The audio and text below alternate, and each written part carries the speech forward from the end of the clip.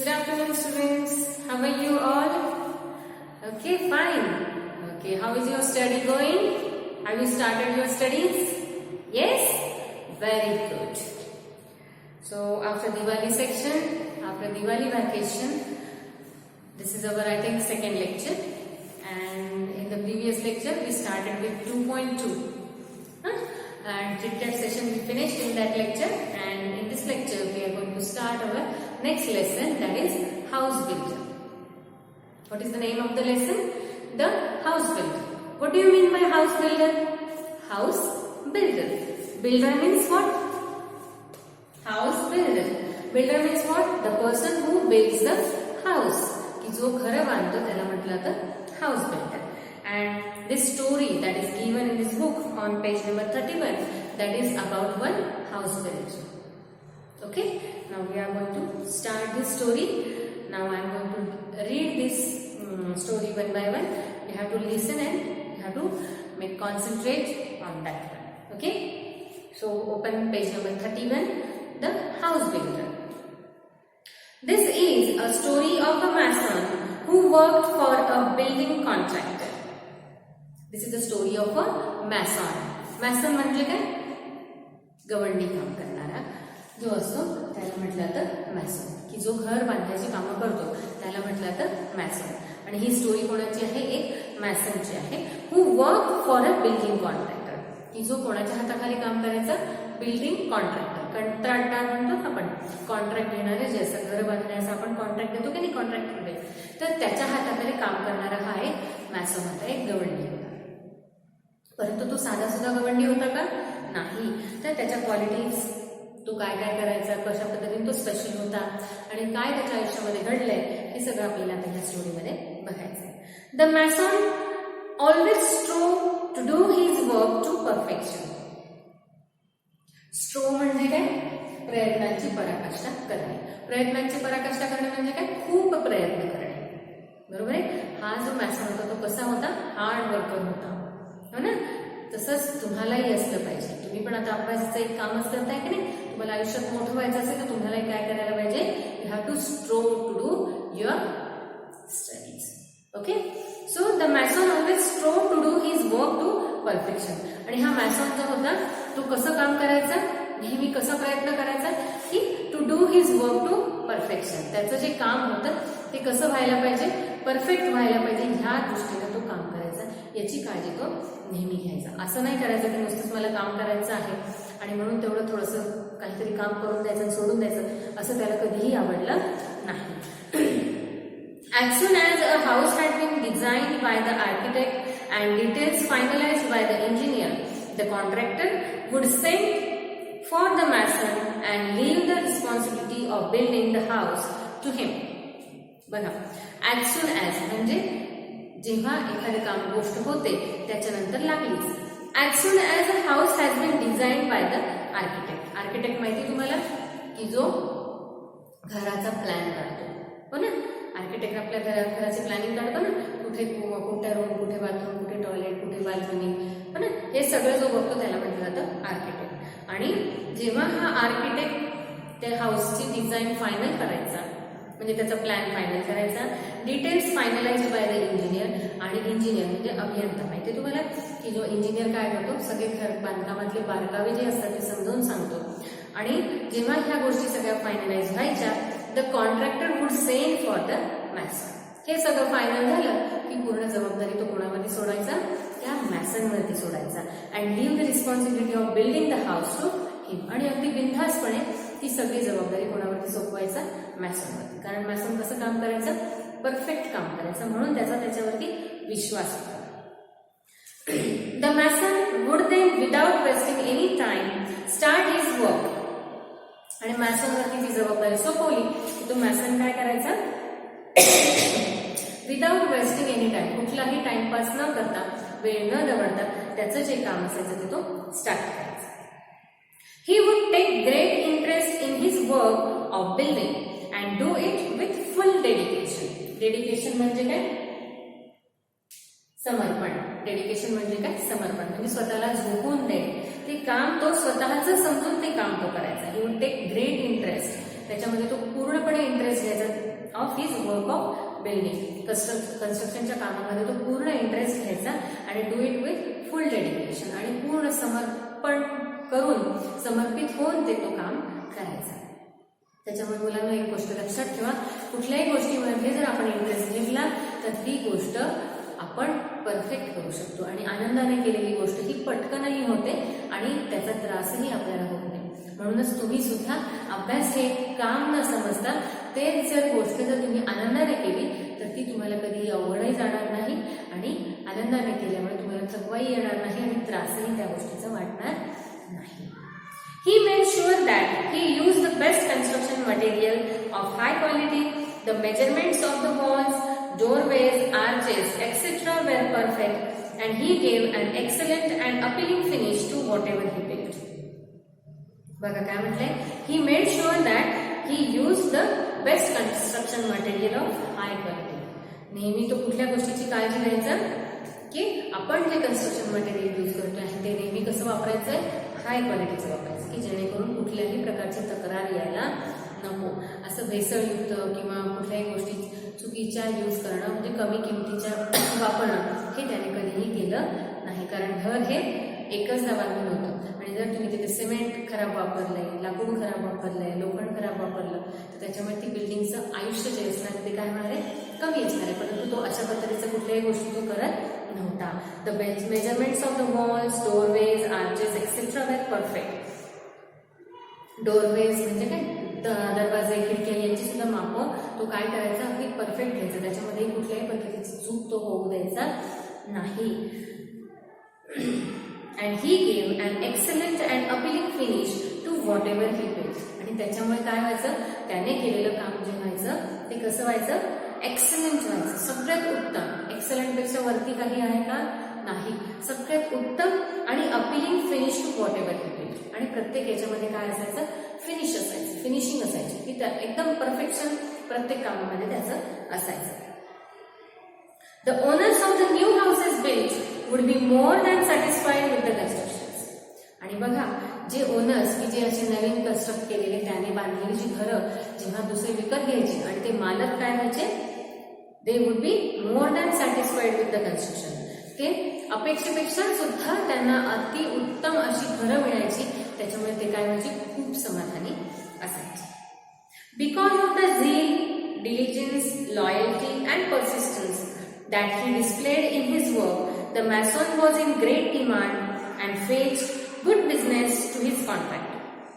बघा, झील म्हणजे काय, उत्साह. डिलिजन्स म्हणजे काय, कठोर परिश्रम. लॉयल्टी म्हणजे काय, विश्वासूपणा.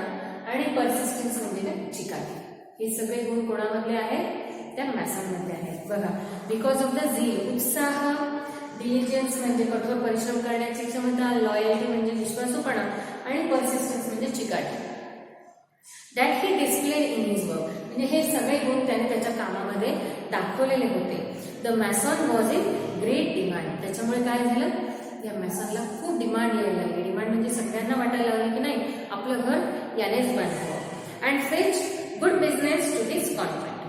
आणि त्याच्यामुळे काय व्हायला लागलं, त्याच्या कॉन्ट्रॅक्टरला खूप सारी कामं मिळायला लागली. कोणामुळे, या मॅसनमुळे. तो कॉन्ट्रॅक्टर काही एफर्ट्स घेत होता का, नाही. त्याने फक्त विश्वास टाकून दिला की हां, मॅसन सगळी माझी कामं अगदी उत्तम करणार, आणि त्या पद्धतीने तो मॅसन सुद्धा त्याची कामं करत होता. Subsequently the contractor recompensed the mason handsomely with a very good salary. बघा, त्याच्यामुळे काय झालं, त्या कॉन्ट्रॅक्टरला खूप सारे कॉन्ट्रॅक्ट्स मिळायला लागले, आणि म्हणून कॉन्ट्रॅक्टरने सुद्धा रिकॉम्पेन्स म्हणजे जी भरपाई करणे, म्हणजे त्याला त्याचा मोबदला देऊ केला. कारण त्याच्यामुळेच त्याचा बिझनेस एवढा वाढला होता ना, म्हणून त्या कॉन्ट्रॅक्टरने सुद्धा with a very good salary, म्हणजे खूप सारी सॅलरी त्याला त्याची वाढवून दिली, आणि त्या पद्धतीने त्याला त्याचा मोबदला त्याने देऊ केला. He could meet the needs of his family sufficiently without any scarcity. Scarcity म्हणजे काय, तुटवडा. आणि त्याच्यामुळे कॉन्ट्रॅक्टरने त्याचा पगार वाढवल्यामुळे काय झालं की he could meet the needs of his family sufficiently. त्याच्या फॅमिलीच्या जो गरजा होत्या त्या तो अगदी सहजपणे निभावू शकत होता विदाउट एनी स्केअरसिटी. कुठल्याही प्रकारचा तुटवडा त्याला भासत नव्हता. अगदी इझिली तो त्याचं कुटुंब पोसत होता. The mason thus continued working with great devotion for many years till he became a grandfather. बघा, the mason thus continued working with great devotion for many years. अशा पद्धतीने त्याने खूप वर्ष काम केलं. याच डिवोशनने पूर्णपणे स्वतःला झोकून देऊन त्याने आतापर्यंत काम केलं. Till he became a grandfather, की जोपर्यंत तो आजोबा बनत नाही तोपर्यंत त्याने अगदी फुल डिवोशनने काम केलं, स्वतःला झोकून असं काम केलं, प्रामाणिकपणे काम केलं.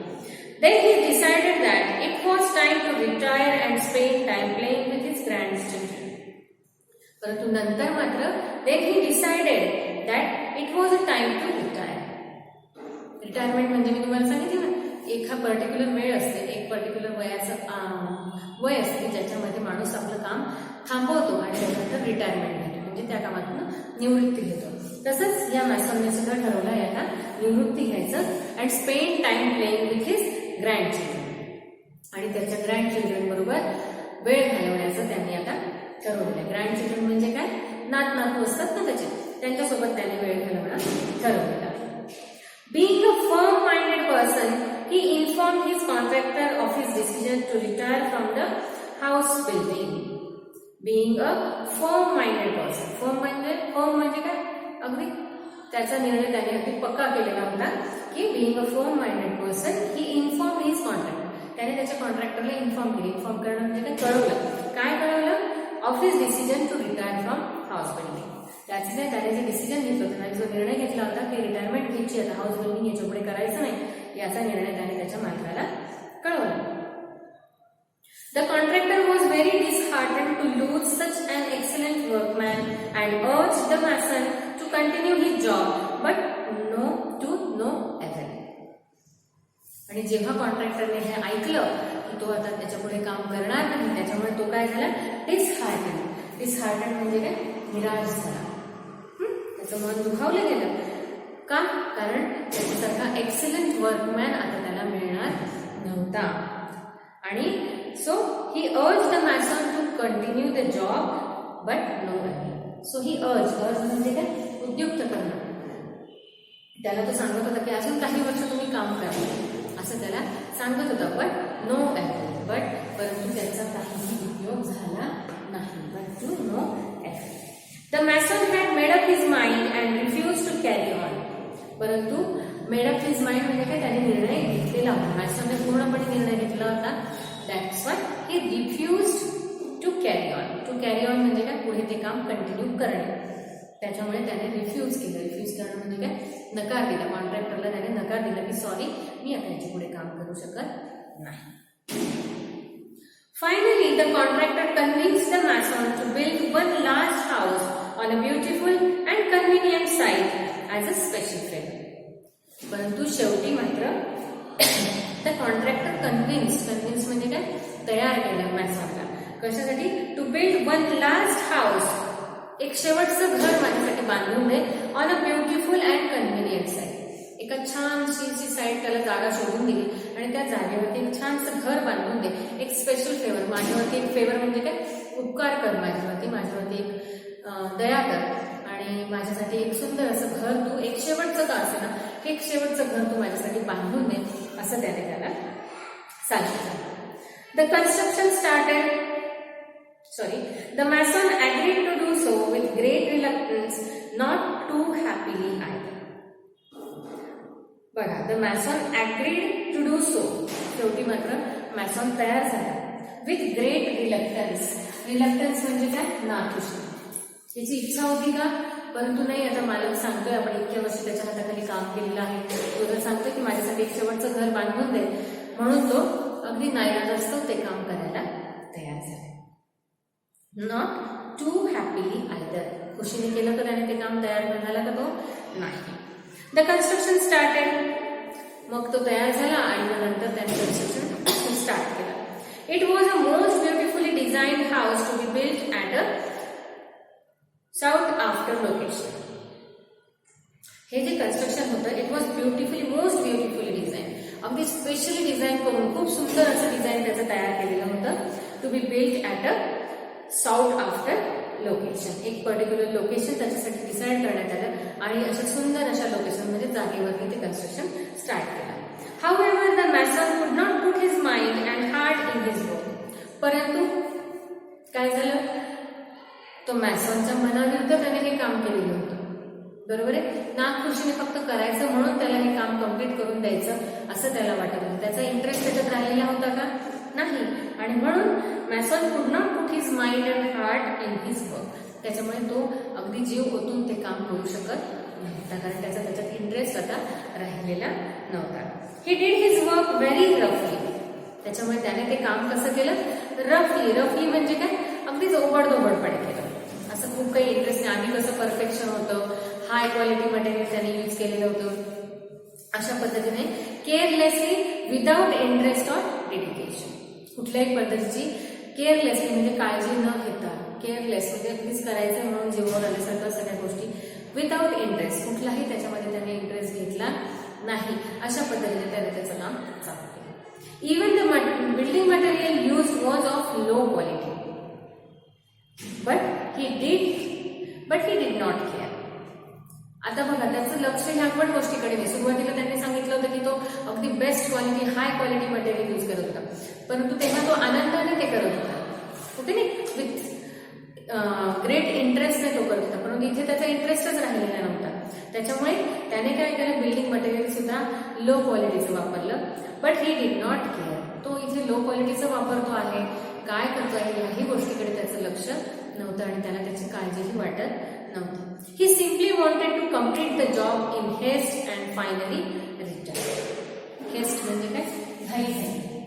haste म्हणजे काय? घाई. He simply wanted to complete the job in haste. घाईने ते कसं तरी काम कम्प्लीट करून टाकू आणि फायनली रिटायर होऊन जाऊ, फायनली हे काम स्टॉप करू, असं त्याने आता ठरवलेलं होतं, असं त्याला वाटत होतं.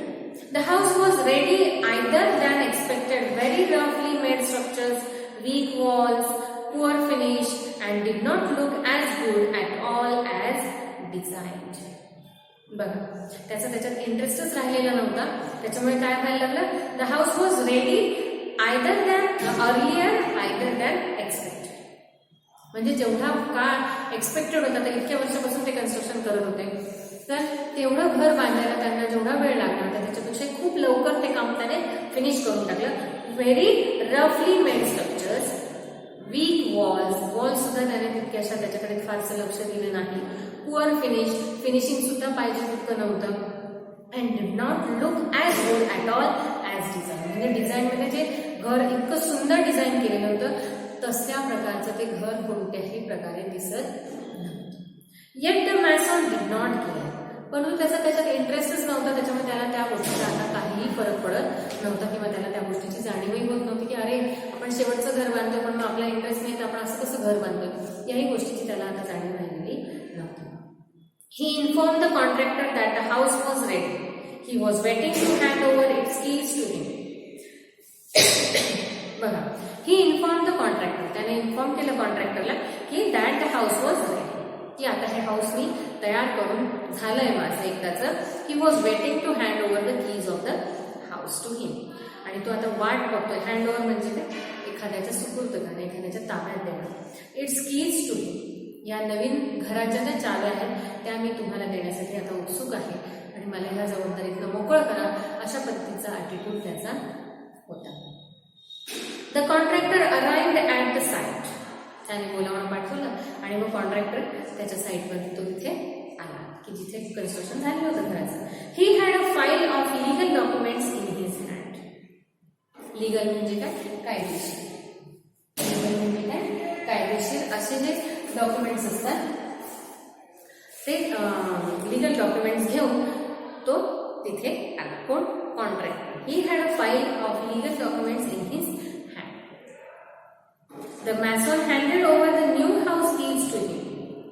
मॅसनने काय केलं, ते कन्स्ट्रक्शन झालेलं होतं आणि त्या कन्स्ट्रक्शन झाल्यानंतर त्या बिल्डिंगच्या चाव्या कोणाच्या ताब्यात दिल्या? त्या कॉन्ट्रॅक्टरच्या हातात दिल्या. But the contractor did not step forward to enter the house to see it. परंतु तो कॉन्ट्रॅक्टरच्या डोक्यात आय थिंक वेगळंच होतं. काय?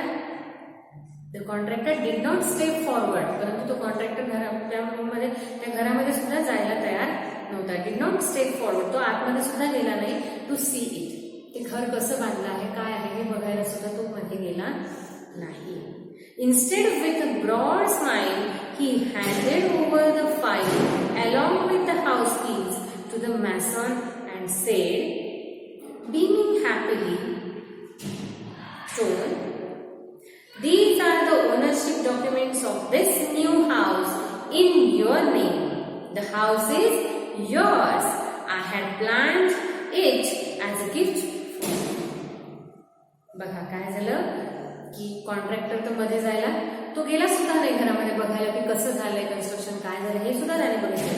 तर त्याच्याऐवजी काय झालं, instead with a broad smile, त्याच्याऐवजी चेहऱ्यावर खूप मोठं हसू म्हणजे आनंद त्याच्या चेहऱ्यावर दिसत होता. आणि आनंदाने त्याने काय केलं, he handed over the file along with the house keys to the mason.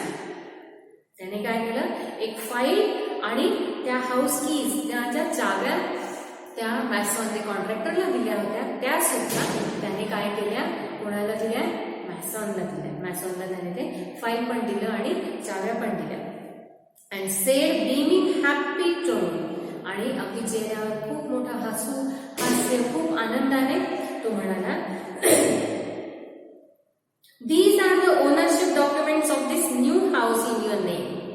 ती फाईल कसली आहे, these are the ownership documents म्हणजे मालकीचे डॉक्युमेंट्स आहेत, कागदपत्र आहेत. कोणाच्या मालकीचे, of this new house in your name. ही घराची मालकी या घराने कोणाची झालेली आहे, त्या मॅसॉनच्या नावावर त्याने हे सगळं घर केलेलं आहे. आणि त्याचे डॉक्युमेंट्सची जी फाईल आहे ती फाईल त्या कॉन्ट्रॅक्टरने कोणाला दिलेली आहे, मॅसॉनला दिलेली आहे. द हाऊस इज, आणि काय म्हटला, द हाऊस इज युअर्स. हे घर कोणाचं आहे, तर ते मॅसॉन तुझं आहे. I had planned it as a gift for you. मी हे घर जे तुला बांधायला लावलं हे सगळं प्लॅन माझं कोणासाठी होतं, तर ते मॅसॉन तुझ्यासाठी होतं. म्हणून हे जे बांधलेलं घर आहे हे सगळं कोणाचं आहे, सर्वस्वी तुझं आहे. आणि हे मी एक गिफ्ट तुला देत आहे, सर्वस्वी हे तुझंच आहे. ही डॉक्युमेंटची फाईल, या घराच्या चाव्या, हे सगळं तो कोणाला देतोय, मॅसॉनला देतोय. बघा आता त्या कॉन्ट्रॅक्टरने खुश होऊन म्हणून त्या मॅसॉनला हे गिफ्ट दिलेलं आहे. परंतु खूप साऱ्या लोकांचे सगळ्यात उत्तमातले उत्तम घर बांधणारा हा मॅसॉन मात्र स्वतःचं घर, शेवटचं जेव्हा घर नाखुशीने जेव्हा तो बांधतो, त्याची इच्छा नसताना जेव्हा तो बांधतो, विदाउट इंटरेस्ट, मात्र त्याचा इंटरेस्ट त्या बांधकामात